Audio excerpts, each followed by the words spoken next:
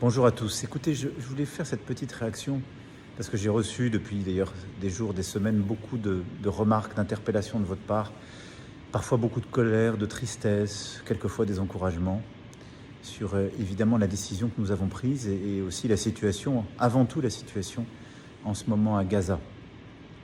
Alors je voulais vous dire que comme vous, j'ai été blessé, heurté et partagé la douleur de toutes les familles de victimes et d'otages du 7 octobre 2023. Que nous n'en oublions aucune. Il y a quelques jours encore, ici même dans ce bureau, j'étais aux côtés de certaines de ces familles. Je n'oublie absolument pas la peine, la souffrance, la détresse de toutes les familles de victimes de Gaza et ceux qui vivent aujourd'hui sous les bombardements sans avoir accès à l'aide humanitaire.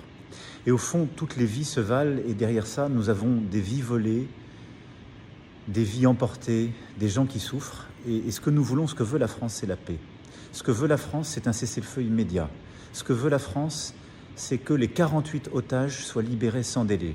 Ce que veut la France, c'est le retour de l'aide humanitaire à Gaza. Ce que veut la France, c'est un jour d'après possible à Gaza, avec le Hamas démantelé et écarté du pouvoir.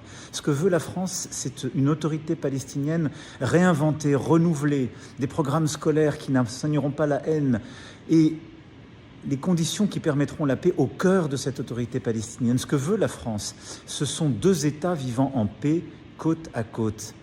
Un État d'Israël qui reconnaît un État de Palestine, un État de Palestine qui reconnaît un État d'Israël, un État de Palestine qui sera démilitarisé et qui vivra en paix aux côtés d'Israël.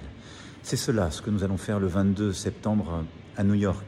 Cette reconnaissance, c'est le début d'un chemin. C'est un parcours, avec toutes ces conditions, ces exigences pour les parties prenantes. Et au fond, c'est un parcours, un chemin pour la paix, pour sauver des vies et pour essayer ensemble d'être à la hauteur de ce que nous nous devons, la dignité humaine. Merci beaucoup.